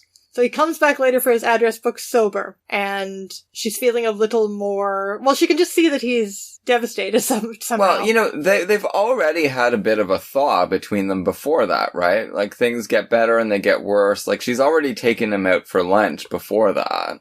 And fixed his car. Yeah. But then he comes back to her place drunk. They can't build on that moment any longer after that, right? She's just still expecting him to ruin it. But I like the way that they ultimately get together because she finds out that his friend has been killed and she sees what it's done to him. This is his only stable friend. And this is the friend who has been fired from his job and killed by the mob. So the other friends are even more unreliable. He never tires of mentioning. She also asks him at one point, is Greg your partner? Which reminded me of the joke in All That Heaven Allows. You want me to be more of a man? That Jane Wyman says. But here's something else. One of the ways in which this movie has been mocked. It's weird. It's like this kind of sniggering about the fact that we all now know that Lily Tomlin is gay and that there's always been gay rumors about John Travolta. So What does that have to do with anything? Everyone is just like somehow sniggering about this by commenting on the perception that there's no sexual chemistry between them in this movie. Well, I think there is, but it's a very interesting movie because it clearly is he wants to have sex with her and he also wants her to be his mother. Yes, and as if the movie, It's very aware of this. Writing about the movie as if it doesn't know that this is the dynamic that's happening between them. Of course, what this makes me think of, and was again making me worried about where this might go, is one of my all-time favorite movies. Autumn Leaves. Autumn Leaves. Yeah. It would make a great Joan double Crawford. bill with Autumn Leaves, actually. The setup in that movie is that That this is too pathological, it can't work out. Here it's saying, well, why not? well, no, I was going to say the setup in that movie, the narrative setup in that movie is that Millie knows what the worst case scenario of this relationship could be, and then she's gradually convinced by her own, Joan Crawford's character, gradually convinced by her own loneliness to hope that it's not going to be that, and then it's worse. Yeah. It is the nightmare that you thought it was going to be. It fakes you out by making you briefly think maybe it won't be that, but it is. And this movie is faking you out in the opposite way. Against all odds, this is actually going to work out and be a really great relationship, even though therapist would say it's kind of troubling that you want to have sex with this person that you are treating as a mother. But on the other hand, human relationships come in all shapes and forms. And I think it's very brave to have done this. It is nice, though, that in All That Heaven Allows, that never comes up. It's true. She's never treated as a mother. Rock Hudson really doesn't see this age difference as being significant in any way. No, but Rock Hudson is a well-established adult with his own business and his own plans. Like, John Travolta is a very troubled drifter. He does need a mother. So the next morning, it was really interesting the way this happened. She tucks him into bed that night and takes care of him. She sits with him all night as a mother. And her arm is hurt from him resting on it all night. Yeah. And then the next morning, they just kind of drift into having tender sex together. Yeah. And then afterwards, well, I don't think immediately afterwards, but in this happiness montage that happens after this, or sequence of moments, they do talk a little bit about where he's come from and how he's gotten into this position. And he tells her the story of his parents forgetting his birthday. That's all we ever hear about it. It never becomes too concrete exactly what his circumstances were. Well, he ran away from home, although he says he doesn't like that term because they could have found him anytime they wanted. And he becomes very significant, right? It's his modus operandi. He leaves clues, and if anyone really cares, he expects that they will find him. He's like Jodie Foster in Taxi Driver, except without the prostitution, but you do understand that prostitution might become an option for him. Or may have been in the past. He was 14 when he ran away. Yeah. So. It's interesting. It all happens in one day, this. Like, they have that talk, then there's the jacuzzi scene where she's getting ready for some more loving, and he gets in there and starts talking about how he loves her and he wants to hear that she loves him or else he can't continue. So what's interesting, the dynamic between them is that because of her wealth and because of his emotional vulnerability, well, but she's emotionally vulnerable too, so it's really just because of her wealth and I guess somewhat because of her age. She is always in a position where she could start exploiting him and does. Yeah. So she thinks that the way this relationship is going to go, that it's great that she is so caring about him and wants to know about him and wants to take care of him. But really all she wants this to mean to her is to have hot sex. And in fact, they have a discussion about it. Yeah, she wants to get her groove back. Yeah. And he's not interested in that. No, he's had that enough. He says that he's had many, many meaningless sexual encounters already in his life, and he's tired of it. He wants this to mean something, or else he's just going to throw it all away. But it is, at the same time, it is a little Autumn Leavesy in that he is immediately in love with her, and she hasn't even had a chance to think about it. I really do think this is a pretty great movie, because it never makes you feel like either of them is 100% in the right, and it never leaves you feeling like you don't understand why one person is reacting one way. Like, everything that she does is very believable, and you can get on board with her reasoning behind what she's doing and her reticence to go along with him on his insane flights of fancy. But it does a really good job of getting you in his mindset, where he is putting things together in a way that is built on leaps of logic that they're just plausible enough that you could do it with him, but you can also see why no one else might be able to see what he's doing. And he also, he spells it out. He knows that she's having trouble sleeping. He scores some illegal drugs for her. He's been thinking nonstop about her tossing and turning. That's before he used to just think about how she saved him from being accused of denting the car. Now he's added to that bit of his fantasy life. He's got her tossing and turning, not able to rest, and he gets these drugs for her. Everything is built on his imaginary perceptions of her that prove to be more accurate than you think at the time. So Jane Wagner is primarily known as a theater writer. In many ways, it's very much a theater piece in that it has, for most of it, a very small cast. Well, that too, but a one-place setting. So they're just in this bubble of a beach house, removed from either of their social milieu. Unbearable tension that comes out of this dialogue that just goes on and on and on in these encounters that continue to happen, and you just keep waiting for someone to have a nervous breakdown again. But also she doesn't have to contend with what this is going to mean. Can she make him part of her real life when she's done with this? Well, not until detour. The end, yeah. Right. So it's very different than All That Heaven Allows in that respect, where that is part of the plot the entire time. Even though they do have their mill house retreat. It's very different because she's got her kids that are actually showing up constantly. Lily Tomlin's kid never shows up. He's referred to.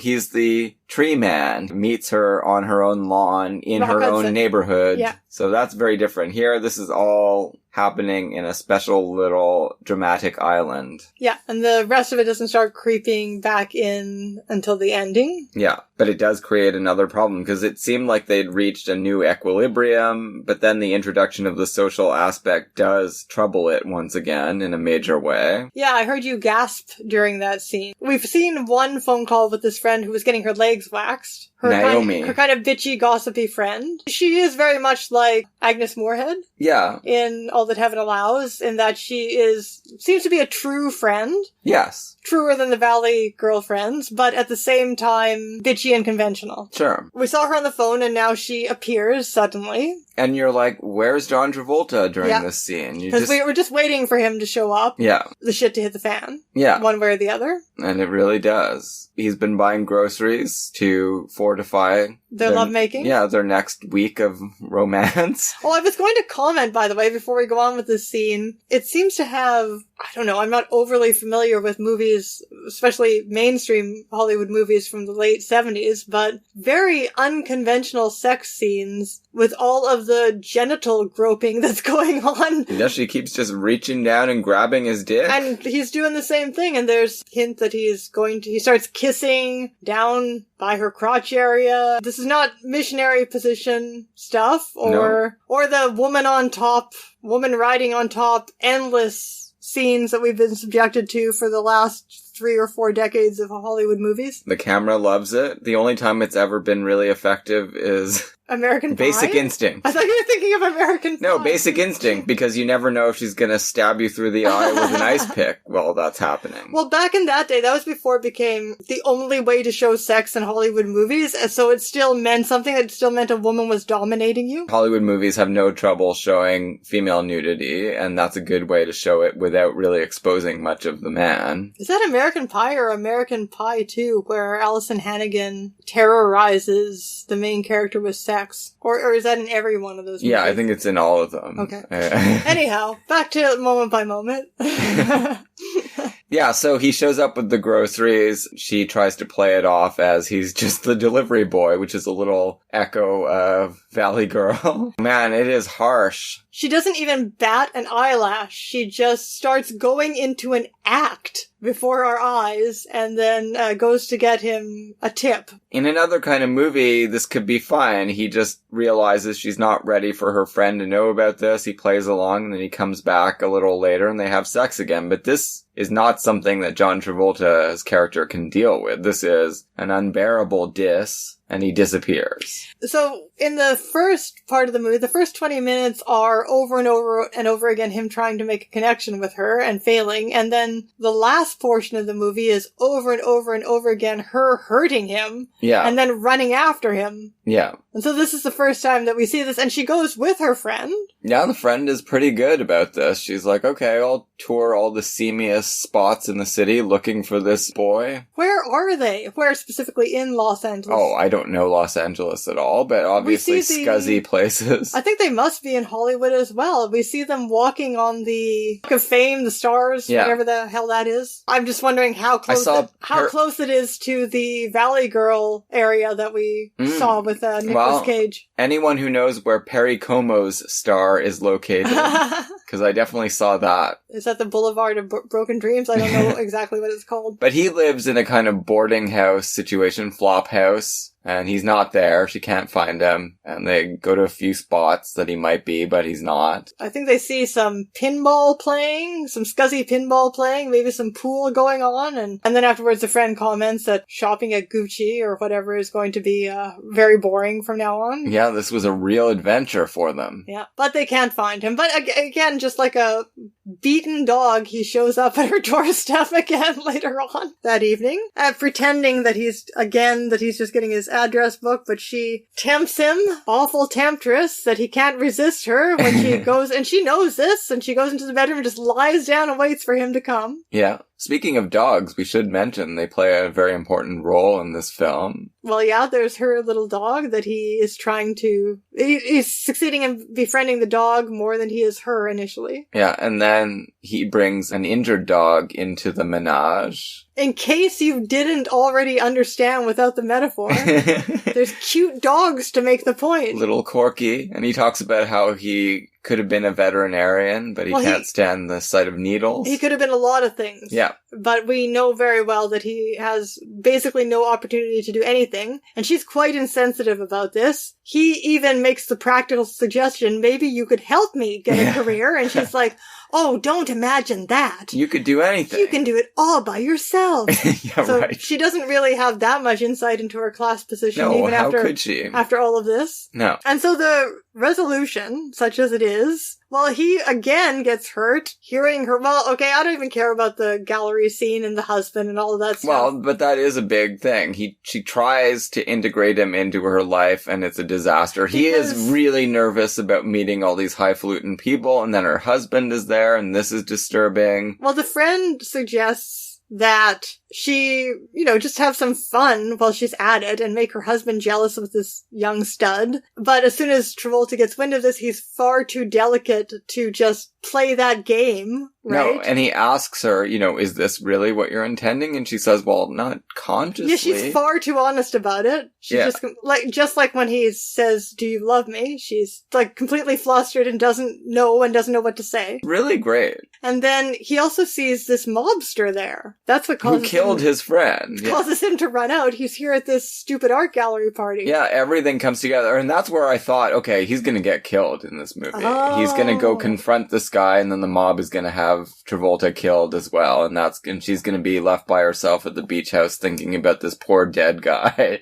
I was sure that's how it was going to end. Like humoresque in reverse or something. That could have been a way to end this melodrama, but it ends in a way that's much more muted. So then he comes back after this and hears her talking to this friend who still doesn't really fully have a grasp on this relationship, nor how could she if she hadn't actually been there in their sex room for days with them while they figure it out. This is where we hear that she doesn't really see a future for them, mainly because of her son. That's going to be a tough one to explain, she says. It's not just the age difference or the fact that she has a lover and just while she's getting divorced from his father, but it's also the ambiguity. Truth is, it's kind of like the Enchanted Cottage, that they can have this lovely private world together in this beach house, but he has no life prospects. No. Except to go be in a porno, which is one of the things he suggests that he might do toward the end. He outlines his potential opportunities. He says, I can go to Vegas because you can make a lot of money quick there. I could be in a porno. I've been offered a role. I could go off to St. Tropez with a lady who's gonna take me there and be a gigolo. He has no education. What is she going to do? Put him through high school and college? There really isn't an obvious future to this. And so she says that it has been this wonderful, tender thing, and I've understood I care for him, and I understood that he needs me. But again, this is not what Travolta wants. He wants her to love him and to want to be with him forever. Yeah.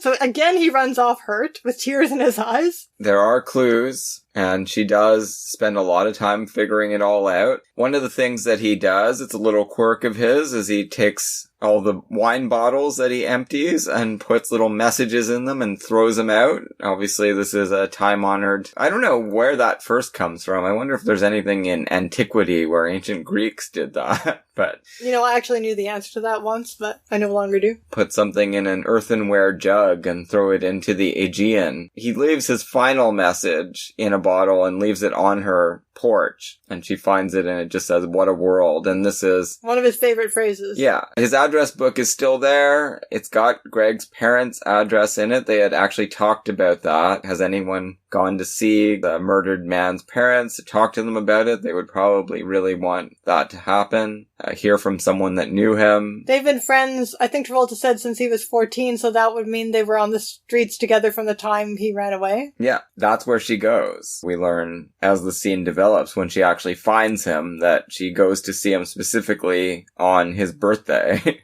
Now, it is true that there are some really cheesy elements to the film. Let us not ignore the soundtrack. The soundtrack, the smooth jazz, bland jazz, lovemaking soundtrack, and the fact that his nickname is Strip, which he says over and over and over again. It might as well be Stud. Well, no, but Strip is a much better one, right? Because he is laid open. He's emotionally stripped. He's bare all the time. She gives him a bottle, and he takes the message out, which says, "Happy birthday." And he cries again. Yeah, this is what he's been wanting since his parents didn't do it when he was a child, and now he's getting it from the woman that he wants to have sex with. So do you think she's been a good psychiatrist, and she's been psychologically healed and doesn't need to have sex with older women anymore?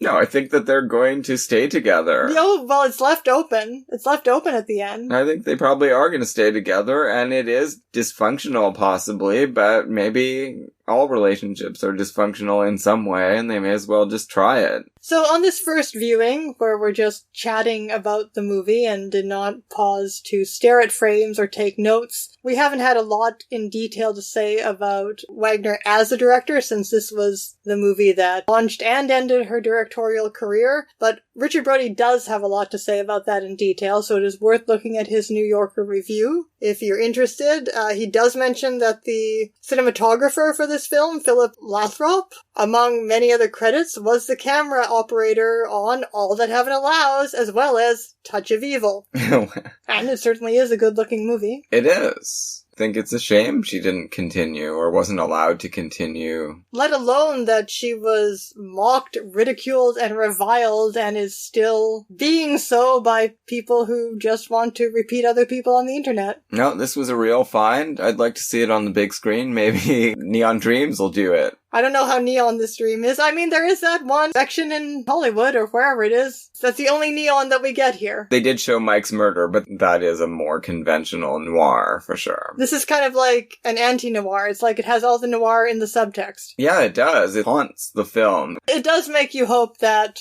although the movie leaves it open, that they are going to get together in the end. Yeah, I think so. At least for a while, maybe for a long time. There is that hilarious moment where he's trying to hurt her because he knows that she's going to break up with him. And he says, in a great absurdist line of dialogue, "You're going to be old enough to be my grandmother soon." Like she's just going to get accelerated aging all of a sudden. Yeah, okay, I'm really glad you like that so much. No, great pick, Elise. It was good to talk it over with you. Wonderful special subject. And we're loving John Travolta more than ever. What have we been seeing at the cinema? Well, as we keep saying, we've been in the cinema a hell of a lot the last 2 weeks. In addition to seeing many different individual movies, we've also been attending the Angela Schanelec retrospective. So it's been a very crowded couple of weeks. We've been so impressed by that we have made an unprecedented decision and changed our schedule dramatically. We are going to switch out Robert Bresson, although we're still going to see all of those movies and we'll doubtless be discussing them in our This Week in Cinema Going segments of those episodes in March. But we are going to cover Angela Schanelec's retrospective.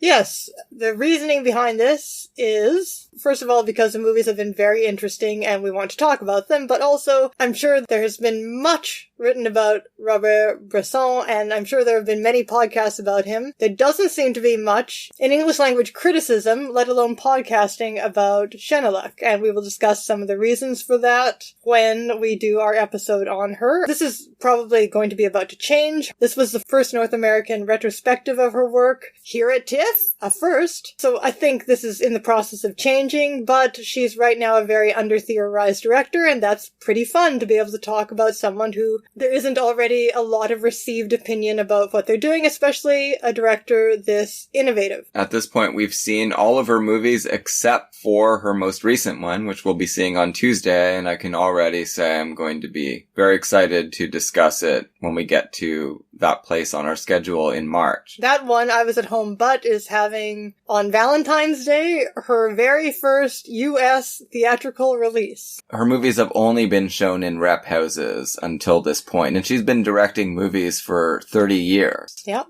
That's not happening until March, though. What else did we see in the theater in the last week? We saw Anatomy of a Murder, but we're going to save the discussion of that for our Jimmy Stewart retrospective. That's coming up in April. I don't know if we want to talk about it at all right now. No, I don't think we need to say much more than name check it, because we'll be discussing. That's a big one. That's an important... Yeah, there's too much still to get to. We finally saw Uncle Boonmi, who can recall his past lives, big art house hit from Thailand of the past few years. I don't think we have a lot to say about that either. I enjoyed it, and I want to see more of the director, whose name I am not even going to attempt to pronounce. I will tell a story at my own expense, which I am the punchline, which is, while I was watching this movie, this is how thoroughly culturally ignorant I am, and naive and ridiculous. While I was watching this movie, I kept thinking, oh my god, Thai culture is really weird and alien. I'm looking forward to seeing so much more of cinema from Thailand so that I can experience more of this tremendously alien culture. Of course, then I learned that this guy is the David Lynch of Thai cinema. Yeah. But it's the same thing. I fell for my own stupidity again because I had the same reaction when I saw my first Ozu films. Japanese culture is so bizarre.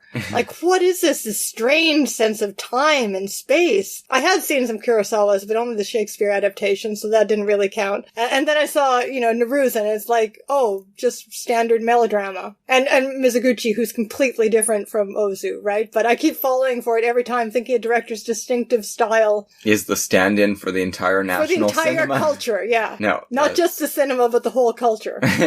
Oh, what a loser. What else did we see? Now Voyager. Oh, yes. So this was showing at the Designing the Movies series, which runs at the Review Cinema. We don't make it to all of those, but we get to a fair number. They show a lot of good stuff. Now Voyager, especially one of Elise's very favorite films. Yeah, I think I mentioned it in our completely artificial top 10 movie experiences in our very first episode of the film podcast. I love it as well, but it's never been at the top of my Bette Davis list. You're so wrong. Well, yeah, I know. But the reason I turned around on it was Stanley Cavell's essay on it basically because he pointed me toward, I don't even know if It would be surprising if he didn't discuss it, but I don't remember if he discusses the transcendentalist themes in the film that are present in the title, even, from Whitman. Yeah, the title is taken from And I don't Walt understand Whitman. how this could not be one of your favorite Bette Davis movies, considering that it is an overtly transcendentalist movie. Well, I do love it, but I just happen to love a few of them even more, that's all. Oh, well. Anyway, that was, again, the essay that turned me around, and it made me aware that it's a highly philosophical melodrama. It certainly is, yes. My eyes were wet during this entire screening, so it was just wonderful seeing it on the big screen. I was just weeping along with Bette Davis, who is weeping for most of the film. Quite an appreciative audience, it seemed like. They were really rooting for the film at the end, including that. I mean, that last scene goes very, very large, where Bette Davis delivers what Stanley Cavell calls the aria that comes at the end of these melodramas. Don't let's ask for the moon, we have the stars. And the programmer mentioned the way she uses her voice as an instrument, particularly where Irving Rapper lets her get away with the inflection on, I can't even do it, I don't think, Tina! It's just absurd. It's just absolutely, like, you could underplay a scene like that to get away with the writing, but that is not how Rapper and Davis and Max Steiner chose to do it. No, not at all. They go for it, and it succeeds. It was making me think, after my latest viewing of this, but I've been thinking along these lines since my very first viewing of Now Voyager, that it really is an art film. And I don't know how it was made by Irving Rapper, a director who does not have much of a reputation as an auteur. So I started thinking further about it this time, and this is something common to 1940s Warner Brothers movies, because they do it again, for my money anyway, with Curtis Bernhardt's Possessed with Joan Crawford, another woman's picture art film. Like, the studio had just developed this extraordinarily sophisticated style for melodrama, and particularly for female lead psychiatric melodrama, which both of those are, that it doesn't even seem to need a particularly strong stylist as a director for these movies to be masterpieces. Well, like, Warner Brothers made the best woman's pictures. Like, really only in the early 30s, MGM, because of their female loaded star system, and Universal, because it had John Stahl, and then later it also has Margaret Sullivan, even remaking some of those same titles, are the only studios that give Warner's a run for their money, but I think Warner's runs away with the prize in the 40s for women's pictures. Sure, there are some incredible examples of King's Row. I guess you can't really call it a woman's picture. I called it a male melodrama. It's one of the great films of all time. Again, made by Warner's as a studio. Sam Wood, I don't know what to say about Sam Wood. His name is on a lot of really great movies, but no one thinks anything of him as an auteur. And he was an insane right-winger, apparently, and that doesn't seem to come across in his movies, so... Warner's auteurs, I mean, they do have auteurs, but by the 40s, they don't seem to need them. Yeah, they do have John Huston, they have Michael Curtiz, these Raoul guys Walsh are pretty distinctive. Raoul Walsh, even more than anyone. We're still in his Fox phase, but we will do a bunch of his late 30s and 40s films at Warner's as well. They don't need them. Again, justifying my pick, both of our picks, with different emphases, Warner's as my favorite studio. It really could do a lot of different things. Not just a tough guy studio, that's for sure. I guess the movies we're going to be discussing the most in this section this week then is going to be The Two Killers. Yes, we did see back-to-back yesterday at TIFF Lightbox. We saw, this is part of the Film Foundation tribute that they're doing, restorations enacted by the Film Foundation. Martin Scorsese actually appeared before each of them to give his little introductory remarks, which hasn't been the case with the other ones in this series, so that's strange. So wonderful to see his elderly, nerdy little face, seemingly off the top of his head with no cue cards, just recalls his knowledge about these films. Still as enthusiastic as ever about the films of his youth. Now, I have to say, I wasn't that enthusiastic about the Siegel Killers, which has a mixed reputation. Yeah, some people love it, some people are meh about it. Let's talk about them a tiny bit here. They're both based on, to some extent anyway, on Ernest Hemingway's short story, The Killers, which is an amazing story. I really do like Hemingway's stories in some of his novels. This is one of the Nick Adams stories, and Nick Adams as a character does appear in the Siodmak film. The first adaptation was the 1946 movie made by Universal, produced by Mark Hellinger, and directed by Robert Siodmak. Shockingly stylish-looking movie. Beautiful. And the whole short story, minus a few racial epithets, appears on screen. It's like the first 20 minutes just brilliantly given life on screen. And then the rest of the movie just opens up from that in this series of incredible flashbacks. Seemingly, all critics point to Citizen Kane as the influence, like a noir Citizen Kane. Organized through an insurance claims investigator's mission to get to the bottom of this seemingly senseless contract killing. And yeah, they find great ways of putting a really interesting narrative together through a jigsaw puzzle method. And it's all quite pointless because this insurance guy has nothing invested, not even really curiosity, although curiosity more than anything else in tracking down this money. He just has kind of a Hawksian dedication to his profession, I guess.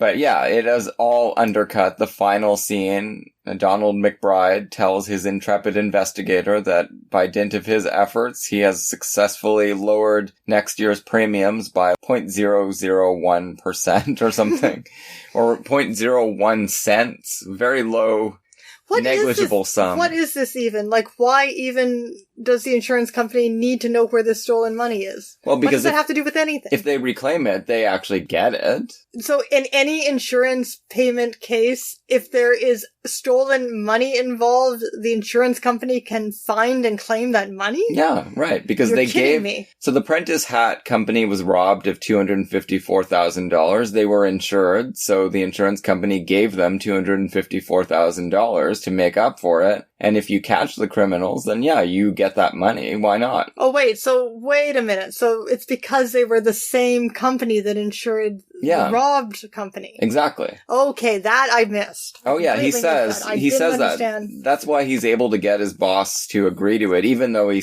does say it's pointless. We already adjusted our rates in 1941 for that, so we've made that money back. So that was not a mystery. No. It's the debut of Burt Lancaster, giving a very wonderful performance, I think. Yeah, and Ava Gardner in her first showy role, her star-making role. But in a sense, neither of them are really characters. No, not really. And they're not even on screen that much. No, Edmund O'Brien has a lot more screen.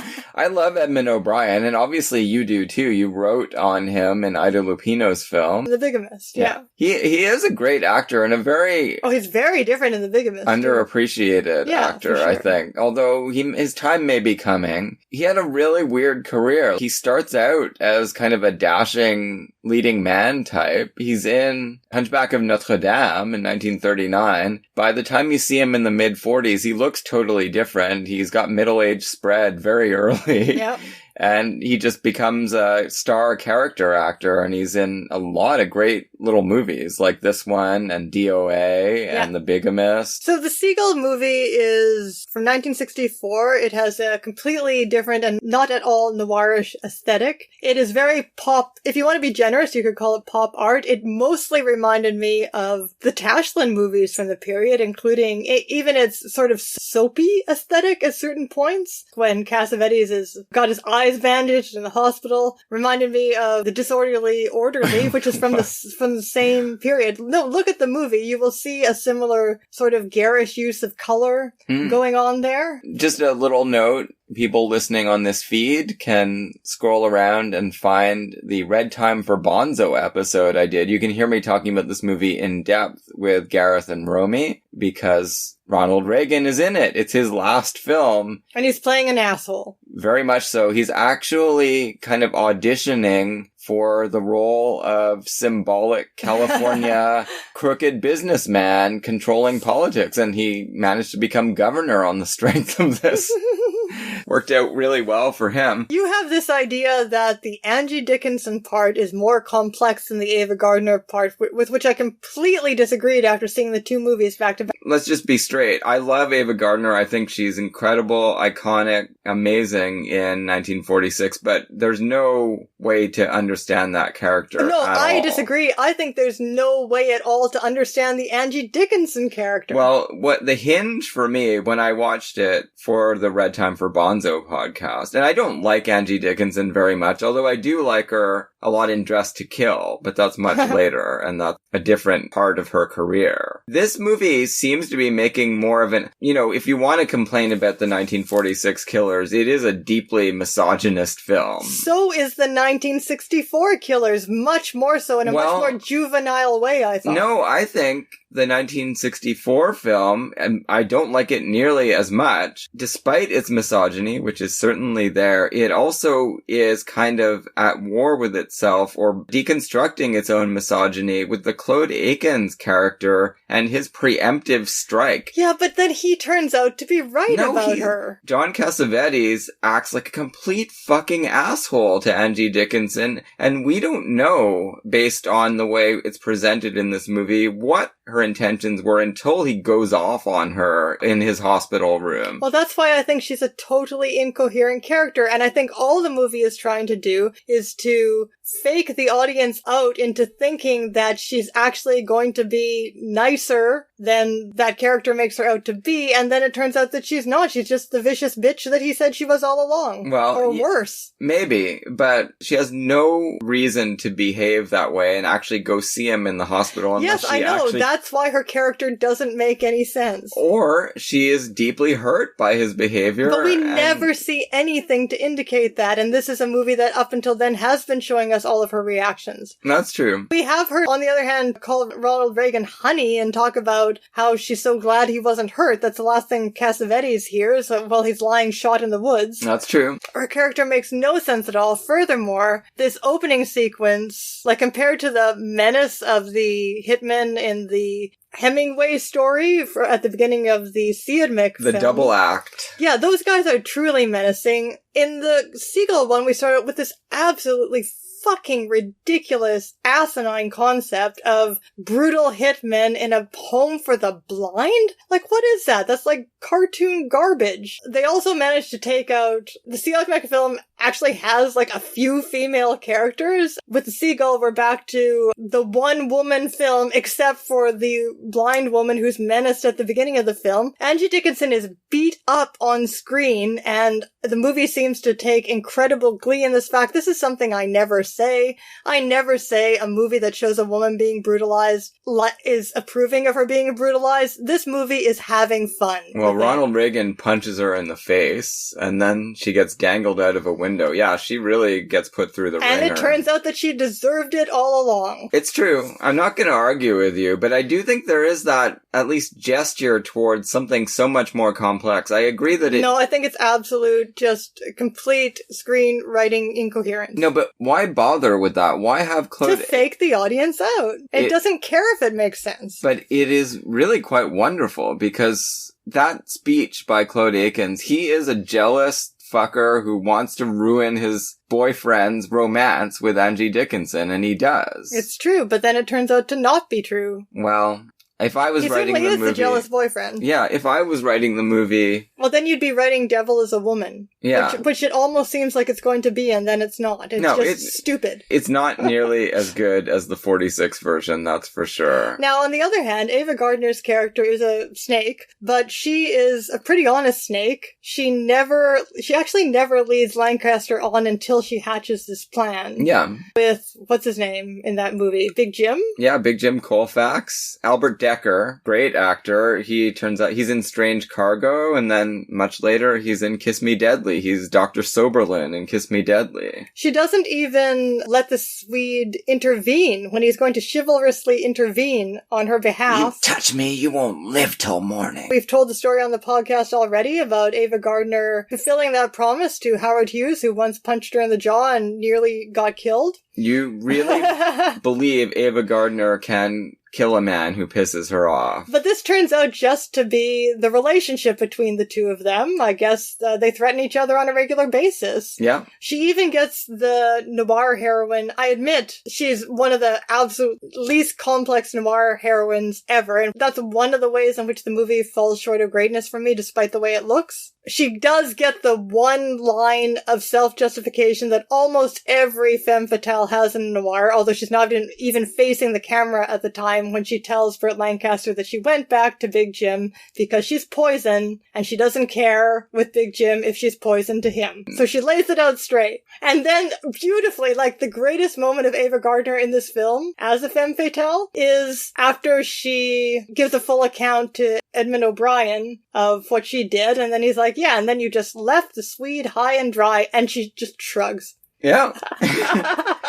It's absolutely amazing. She doesn't have anything against him. He's just a patsy. Yep. No, it is. She's just acting like any vile man in the movie, except she's used sex, and that's what makes her an evil femme fatale. And actually, her end speech, the Dickinson character in her final speech, is just a woman trying to make a man, the hitman, regard her in a chivalrous way so that he won't kill her. Yeah, but it's Lee Marvin, so he shoots her. Yeah, because the movie loves its misogyny. Yeah. But Kitty's final speech is really vile, that she's using her last moments to plead to get off instead of comforting the man she apparently chose to be with. She also sounds like she is having an attack of not conscience, but some kind of guilt, and she really wants some authoritative voice to proclaim her innocence. Yeah. Right? So it gives her a little bit of complexity at the end there, as well as being pathetic. Yeah, it's a much better movie, obviously. Much better written movie, much better shot film. There really shouldn't be any discussion about that. But I do think that the permutations or the options that the 64 version present and then withdraw,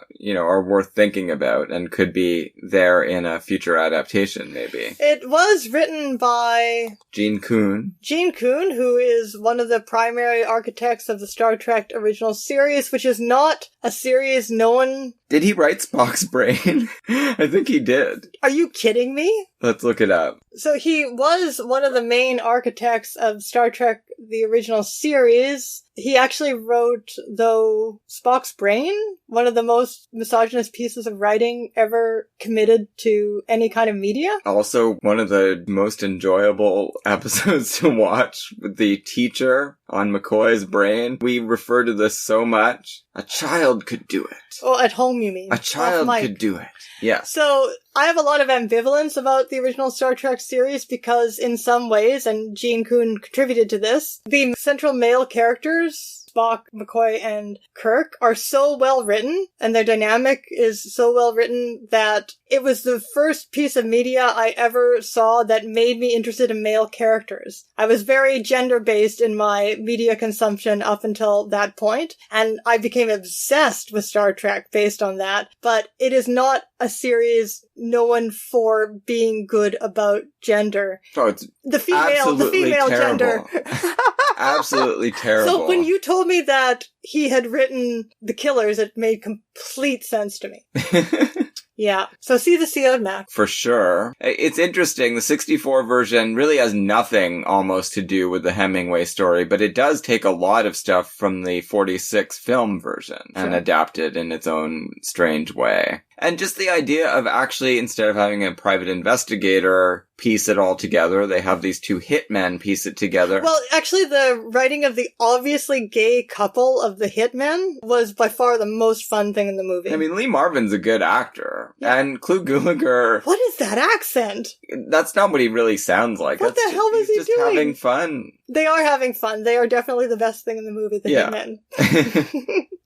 All right, so what are we doing next week, Dave? So next week, we return to Jennifer Jones, and we're getting pretty far along with our series. We're going to be talking about Beat the Devil and Love is a Many Splendid Thing. So we've got a John Huston and a Henry King, two beloved auteurs. Do you know these movies? I don't even think I ever saw... The one I might have seen is Beat the Devil, but I don't ever think I have seen it. I've certainly read a lot about it. A very mixed reputation, and certainly in the biography of Jennifer Jones, it always always figures as the place where she really had a complete breakdown because she was stuck in the Sahara with these assholes. Everybody was an alcoholic, including Capote. Yeah. Everybody else was a macho alcoholic, but they were all drunk the whole time. And she was actually writing letters to Selznick talking about how she could not handle this at all. I remember it being okay, not at all one of my favorites. It's very weird. Oh, you know what? We're going to talk about this next time. Yeah, and Love is a Many Splendored Thing you've never seen? I don't think so. It's pretty good, although problematic casting. She isn't supposed to be Oh, right. Eurasian. So no, I definitely have never seen that. I hope you enjoyed our Valentine's episode with our 2 little-known romantic movies. Listen to it with the one you love. Or if you are alone on Valentine's Day, just think about how much trouble and pain and suffering love causes in these movies and realize that it's probably not worth it. Good night.